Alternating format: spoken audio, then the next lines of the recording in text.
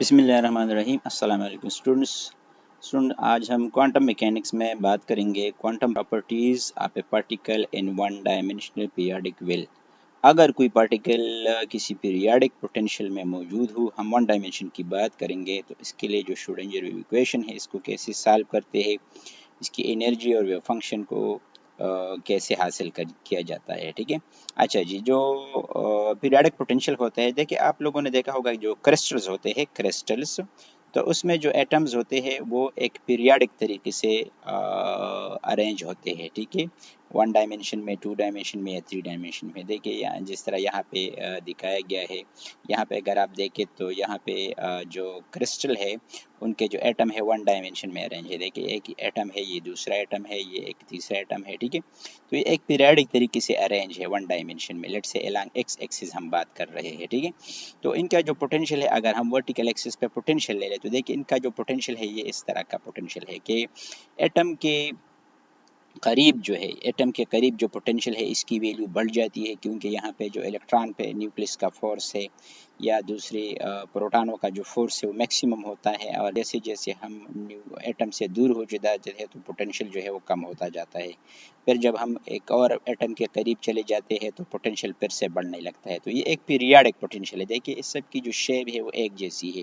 ठीक है, symmetric potential है। ठीक है, तो इस तरीके से अगर कोई क्रिस्टल हो तो इसमें अगर इलेक्ट्रॉन मूव कर रहा हो, लेट्स से यहाँ पे कोई इलेक्ट्रॉन है वो एक क्रिस्टल के क्रॉस मूव कर रहा है, तो इसकी जो पोटेंशियल होगी वो किस तरह होगी, इस पे आज हमने बात करनी है। ठीक है, तो चलो स्टार्ट करते हैं। अच्छा जी, जो क्रिस्टल होता है उसमें जो एटम होते हैं वो पीरियोडिक तरीके से अरेंज होते हैं। क्रिस्टल होता है उसमें जो एटम होते हैं वो पीरियोडिक तरीके से अरेंज होते हैं। Atoms are arranged in periodic manner. एक पीरियोडिक तरीके से जो एटम होते हैं वो अरेंज होते हैं, जिस तरह हमने पिछली स्लाइड पे देखा। ठीक है, अब यहाँ पे अगर इलेक्ट्रॉन मूव कर रहा है ऐसे पोटेंशियल में, तो ये जो एटम होगा, ये जो इलेक्ट्रॉन होगा, ये फ्री मोशन नहीं करेगा। अब यहाँ पे अगर कोई इलेक्ट्रॉन मूव कर रहा है, इलेक्ट्रॉन का जो मोशन है वो मोशन जो होगा वो फ्री मोशन नहीं होगा, नॉट अ फ्री मोशन। इस तरह कोई पार्टिकल जो है वो विदाउट किसी पोटेंशियल के फ्री मोशन कर रहा हो, इस तरह नहीं होगा, बल्कि ये जो पोटेंशियल है इस पे असरअंदाज होगा, और इसकी जो वेव फंक्शन होगी वो फ्री पार्टिकल के वेव फंक्शन की तरह नहीं होगी, बल्कि इनका जो पोटेंशियल है वो भी पीरियोडिक है। ठीक है, अब अगर हम कोई ऐसा क्रिस्टल कंसिडर करें कि ये कोई एटम है, ये एटम है क्रिस्टल्स में अरेंज है। ठीक है, और इनके दरमियान जो डिस्टेंस है इसको अगर हम लेट से ए से रिप्रेजेंट करें, इसको लेटेस्ट कांस्टेंट भी कहते हैं कि दो एटम्स के दरमियान जो स्पेसिंग है वो ए के लेट से बराबर है। ठीक है, तो यहाँ पे जो पोटेंशियल मौजूद है, लेट से अगर पोटेंशियल को मैं इस तरह रिप्रेजेंट करूँ कि ये पोटेंशियल है हमारे तरह, पोटेंशियल जो है वो एटम के करीब बढ़ती है और फिर से डिक्रीज होती जाती है। तो यहाँ पे जो पोटेंशियल है v, इसको मैं इस तरह लिख सकता हूँ, v x plus a is equal to v x. और इस किस्म का जो पोटेंशियल होता है इसको कहते हैं पीरियोडिक पोटेंशियल। मतलब ये है कि अगर ए यहाँ पे जो एटम पोटेंशियल मौजूद है, तो किसी भी एटम नंबर 1 पे, एटम नंबर 2 पे, एटम नंबर 3 पे, एटम नंबर 4 पे अगर आप पोटेंशियल चेक करें तो सबकी जो शेप है वो सेम है, एक जैसा पोटेंशियल जो है हर एक पॉइंट पे मौजूद है। इस किस्म के जो पोटेंशियल होते हैं इसको कहते हैं पीरियोडिक पोटेंशियल। जिस पोटेंशियल में ये प्रॉपर्टी पाई जाती हो कि एक्स पे और एक्स प्लस ए पे पोटेंशियल सेम हो, इसको कहते हैं पीरियोडिक पोटेंशियल। और इस किस्म का जो पोटेंशियल होता है वो कहाँ पे मौजूद होता है, वो इलेक्ट्रॉन जो होते हैं किसी मेटल में, इलेक्ट्रॉन्स इन मेटल, ये इसी किस्म के पोटेंशियल में होते हैं। ये इसके एग्जाम्पल्स है। ठीक है, इसी तरह सेमीकंडक्टर में जो इलेक्ट्रॉन होते हैं वो भी इसी किस्म के पोटेंशियल में होते हैं, इलेक्ट्रॉन्स इन सेमीकंडक्टर्स।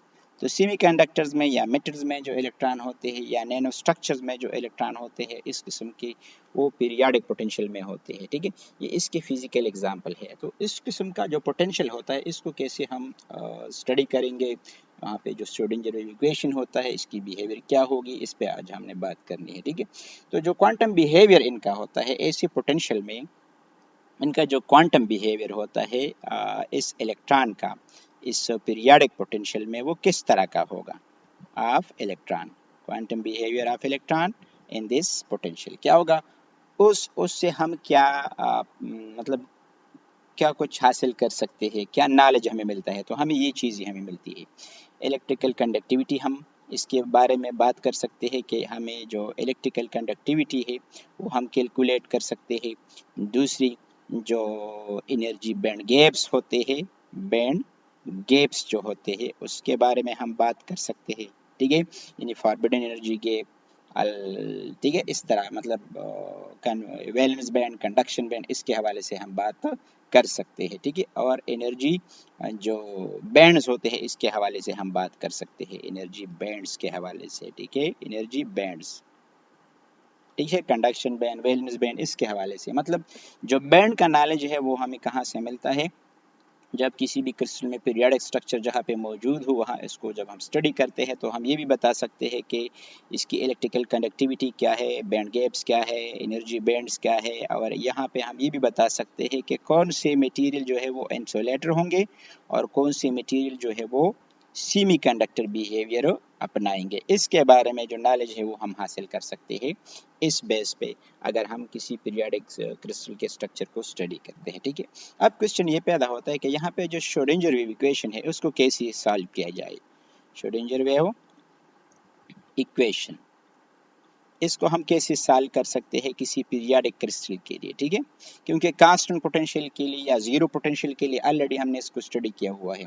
तो अगर हमारे पास कोई भी ऐसा पोटेंशियल हो जो पीरियोडिक हो तो उसके लिए हम श्रोडिंगर इक्वेशन को कैसे सॉल्व करेंगे। तो अगर किसी पीरियोडिक पोटेंशियल के लिए हम इसको ये स्टडी करें तो श्रोडिंगर इक्वेशन जो है टाइम इंडिपेंडेंट की हम बात करते हैं, इसको हम इस तरह लिख सकते हैं, h cut square divide by 2m d two psi divide by d x square. हम सिर्फ वन डायमेंशन की बात कर रहे हैं, plus we x let's say psi is equal to e psi. This is a time independent Schrodinger wave equation है हमारे पास, ठीक है। यहाँ पे जो पोटेंशियल है हमारे पास वो पीरियोडिक पोटेंशियल है। पोटेंशियल क्या है, पोटेंशियल इज पीरियोडिक, ये पीरियोडिक पोटेंशियल है।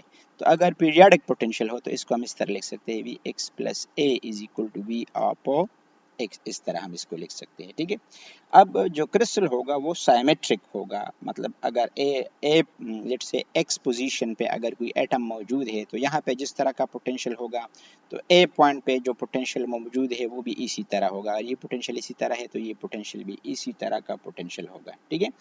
तो अगर पोटेंशियल पीरियोडिक है तो इसका मतलब है जो वेव फंक्शन है वो भी पीरियोडिक है। अगर पोटेंशियल पीरियोडिक है, पोटेंशियल पीरियोडिक है, पीरियोडिक का मतलब है कि वी एक्स प्लस ए पे जो पोटेंशियल है वो वी एक्स पे भी है, तो इसका जो वेव फंक्शन है वो भी पीरियोडिक होगा, वेव फंक्शन जो है वो भी क्या होगा, पीरियोडिक होगा। अब इसकी जो पीरियडिसिटी है वो हम कैसे कैलकुलेट कर सकते हैं, ठीक है। उसके हवाले से हमने बात करनी है कि अगर पोटेंशियल पीरियोडिक है तो इसका जो वेव फंक्शन होगा वो भी पीरियोडिक होगा, ठीक है। तो अब इसके लिए जो टूल है वो कौन सा टूल है इस्तेमाल किया जाता है, क्योंकि एग्जैक्टली हम श्रोडिंगर वेव इक्वेशन को यहाँ सॉल्व नहीं कर सकते, यहाँ पे जो एनर्जी है या वेव फंक्शन है उसको एग्जैक्टली सॉल्व नहीं कर सकते, लेकिन अप्रॉक्सीमेट वैल्यूज हम हासिल कर सकते हैं। तो इसके लिए यूज़ किया जाता है ब्लॉक थ्योरम।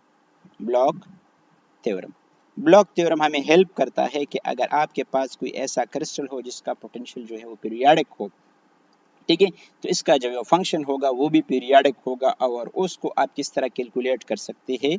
तो ये इसका जो स्टेटमेंट है वो कुछ इस तरह से है। स्टेटमेंट इसकी क्या है, ब्लॉक थ्योरम की जो स्टेटमेंट है वो ये है, the solution to the Schrodinger wave equation, the solution to the Schrodinger wave equation for which potential is periodic। अगर पोटेंशियल जो है वो पीरियाडिक है, पीरियाडिक का मतलब होगा कि वी एक्स प्लस ए जो है वो बराबर है वी एक्स के बराबर है। अगर इस किस्म का पोटेंशियल हो तो फिर इसका जो फंक्शन होगा इसको इस तरह हम लिख सकते हैं, then the wave function for such a potential can be written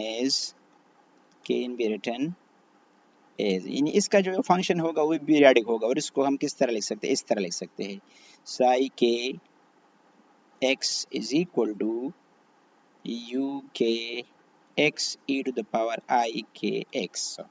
यानी अगर इसका पोटेंशियल पीरियाडिक है तो इसका जो वेव फंक्शन होगा वो भी पीरियाडिक होगा। अब इसमें जो डिफरेंट टर्म्स है उसको हम देखते हैं कि इसका क्या मतलब है। यहाँ पे जो ई to the power i k x है ना, ई to the power i k x, ये क्या रिप्रेजेंट कर रहा है? ये फ्री पार्टिकल के वेव फंक्शन को रिप्रेजेंट कर रहा है। ये क्या रिप्रेजेंट कर रहा है? वेव फंक्शन फॉर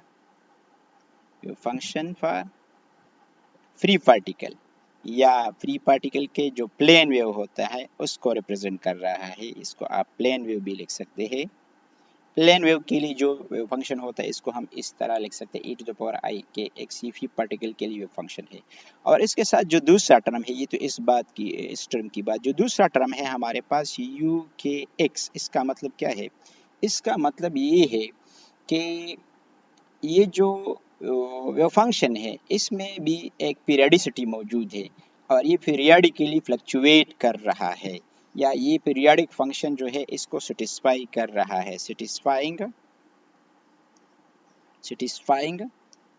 पीरियडिसिटी, मतलब इसमें भी एक पीरियडिसिटी जो है वो मौजूद है। यानी मैं इस फंक्शन को, ये जो फंक्शन मैंने यहाँ पे लिखा है, इसको भी मैं इस तरह लिख सकता हूँ कि यू के एक्स प्लस ए पे जो फंक्शन की वैल्यू है तो वो एक्स पे भी मौजूद है। मतलब अगर किसी पार्टिकल के पोटेंशियल में पीरियडिसिटी मौजूद है तो इसके साथ जो एसोसिएटेड वेव फंक्शन है वो भी पीरियडिक होगा। और इसकी पीरियडिसिटी को हम इस तरीके से लिख सकते हैं कि अगर एक्स पे इसकी वैल्यू यू के है तो एक्स प्लस ए पे भी इसकी जो वैल्यू है वो सेम होगी जिस तरह एक्स पॉइंट पे मौजूद है। ठीक है, तो ई to the power i k x वाला टर्म क्या रिप्रेजेंट कर रहा है? ये प्लेन वेव को रिप्रेजेंट कर रहा है। और यू के एक्स जो है किसको, चीज़ को रिप्रेजेंट कर रहा है? ये पीरियडिसिटी को रिप्रेजेंट कर रहा है कि इसकी जो वेव फंक्शन है इसमें भी पीरियडिसिटी मौजूद है। अब क्वेश्चन ये पैदा होगा, क्या हम सॉल्व कर सकते हैं श्रोडिंगर वेव इक्वेशन को एग्जैक्टली? श्रोडिंगर वेव इक्वेशन को क्या हम सॉल्व कर सकते हैं एग्जैक्टली? तो इसका जो आंसर है वो है नो। हम श्रोडिंगर वेव इक्वेशन को एग्जैक्टली सॉल्व नहीं कर सकते जिस तरह हमने जीरो पोटेंशियल के लिए या कांस्टेंट पोटेंशियल के लिए इसको सॉल्व किया हुआ है। ठीक है, तो अगर इसको हम एग्जैक्टली सॉल्व नहीं कर सकते तो फिर हमें क्या करना होगा? हम इसको अप्रॉक्सीमेटली सॉल्व कर सकते हैं, एग्जैक्टली सॉल्व नहीं कर सकते। तो एग्जैक्टली सॉल्व करने के लिए हम क्या कर सकते हैं, इसके लिए क्या ट्रिक्स हमें अप्लाई करने होंगे? तो इसके लिए हम एक यूज़ कर सकते हैं क्रॉनिक पिनी मॉडल। क्रॉनिक पिनी मॉडल, अगर आप लोगों ने सॉलिड स्टेट पढ़ा हुआ है तो इसमें आप लोगों ने पढ़ा होगा क्रॉनिक पिनी मॉडल। इसको हम यूज़ कर सकते हैं ऐसे पीरियडिक पोटेंशियल के लिए। और दूसरा जो है वो वीक पीरियडिक पोटेंशियल अप्रॉक्सीमेशन। ठीक है, इसको हम यूज़ कर सकते हैं। यानी अगर हम श्रोडिंगर वेव इक्वेशन को एग्जैक्टली सॉल्व नहीं कर सकते तो फिर इसके लिए हमारा नेक्स्ट क्या होगा? नेक्स्ट ये होगा कि हम क्रॉनिक पिनी मॉडल को यूज़ कर सकते हैं, ये पीरियडिक पोटेंशियल अप्रॉक्सीमेशन को हम यूज़ कर सकते हैं, तभी हम इस इक्वेशन का जो है वो सोल्यूशन हासिल कर सकते हैं। ठीक है, अब इसमें से कुछ केसेस हम लेते हैं।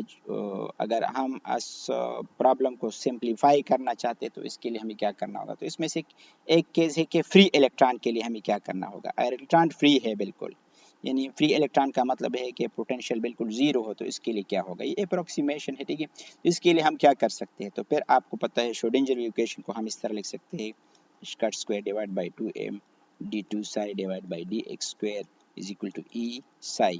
या इसको अगर हम सिंप्लीफाई करें, रीअरेंज करें, तो मैं लिख सकता हूँ d2 psi over dx square plus k square psi is equal to 0।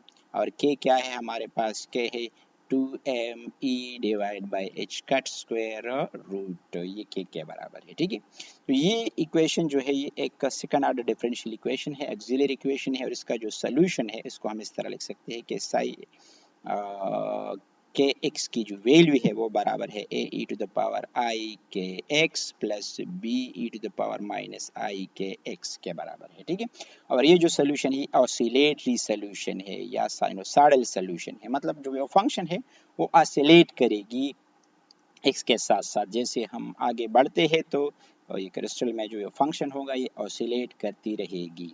यहाँ पे जो ई to the power i k x है इसका मतलब है कि जो वेव जो है वो फॉरवर्ड डायरेक्शन में मूव कर रही है, मूविंग टू द राइट या पॉजिटिव एक्स डायरेक्शन में मूव कर रही है।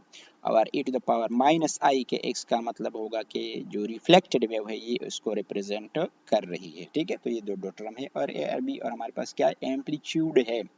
और इस इक्वेशन से जो एनर्जी हमें हासिल होती है, तो इसकी जो एनर्जी है उसको हम इस तरह लिख सकते हैं, एच कट स्क्वायर के स्क्वायर डिवाइड बाई 2m। तो यहाँ पे कोई n इन्वॉल्व नहीं है, तो n इन्वॉल्व नहीं है तो इसका मतलब होगा कि इसकी इलेक्ट्रॉन की जो एनर्जी है वो क्या है, कंटिन्यूअस एनर्जी हमें हासिल हो रही है।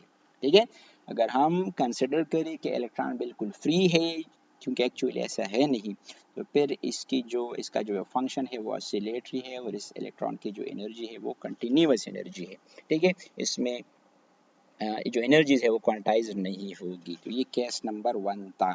अगर हम केस नंबर 2 के ले लेट्स से केस नंबर 2 को हम इस तरह लिख सकते हैं कि अगर पीरियोडिक पोटेंशियल है तो फिर क्या होगा, पीरियोडिक पोटेंशियल। अगर पीरियोडिक पोटेंशियल है तो फिर क्या होगा, अगर पीरियोडिसिटी को इंट्रोड्यूस किया जाए, व्हेन पीरियोडिसिटी इज इंट्रोड्यूस्ड, अगर पीरियोडिसिटी को इंट्रोड्यूस किया जाए तो फिर क्या होगा, तो फिर ये कुछ इम्पोर्टेंट चीज़ें हैं जो हमारे नॉलेज में जो है ना आनी चाहिए। वो क्या है, electron waves are reflected from certain planes, electron waves are reflected from certain planes। जिस तरह आप लोगों ने पढ़ा है कि चलिए ब्रेग्स रिफ्लेक्शन जो आप लोगों ने पढ़ी है कि कुछ प्लेन्स ऐसे होते हैं कि जिससे जो ये वेव है वो रिफ्लेक्ट हो जाते हैं। ठीक है, तो यहाँ पे एक रिफ्लेक्शन पैदा होगी, इलेक्ट्रॉन की जो वेव है वो रिफ्लेक्ट होगी। नंबर 2 पे क्या होगा, स्टैंडिंग वेव्स प्रोड्यूस होगी। Standing waves are produced for certain k values। कुछ k की वैल्यूज जो है वो उसके लिए जो वेव्स है वो क्या होगी, स्टैंडिंग वेव्स प्रोड्यूस्ड होगी। ठीक है, और तीसरा क्या पैदा होगा, ये जो एनर्जीज है वो क्या होगी, एनर्जीज कुछ अलाउड एनर्जीज और कुछ फॉरबिडन एनर्जीज पैदा होगी। एनर्जीज स्प्लिट इनटू दो तरह की एनर्जी में स्प्लिट होगी, अलाउड एनर्जीज भी होगी और फॉरबिडन एनर्जीज भी होगी। ठीक है, इसको लेट से ए अगर आप कंसिडर कर ले, फॉरबिडन एनर्जीज और अलाउड एनर्जी बैंड जो है, जिसको एनर्जी बैंड हम कहते हैं। ठीक है, यानी दो तरह की एनर्जीज पैदा होती है, अलाउड एनर्जी बैंड्स और फॉरबिडन एनर्जी गैप्स जो है, फॉरबिडन एनर्जी बैंड्स वो पैदा होगी। ठीक है, तो फिर इस बेस पे हम इसको डिफाइन कर सकते हैं कि हमारे पास कंडक्शन बैंड होता है। ठीक है, या हमारे पास जो है वो होता है फॉर वैलेंस बैंड हमारे पास होता है। ठीक है, और इस तरह हम डिफाइन कर सकते हैं कि ये अगर लेट से कंडक्शन बैंड है, ये वैलेंस बैंड है, तो इनके दरमियान जो गैप होता है इसको कहते हैं फॉरबिडन एनर्जी गैप इसको कहते हैं। ठीक है, so this is conduction band, this is valence band, this is forbidden energy gap. तो हम किसी भी मटेरियल को as insulator, as semiconductor जो है वो हम क्लासीफाई कर सकते हैं कि कौन सा मटेरियल कंडक्टर होगा, कौन सा सेमी कंडक्टर होगा और कौन सा जो है वो इंसुलेटर होगा। ठीक है,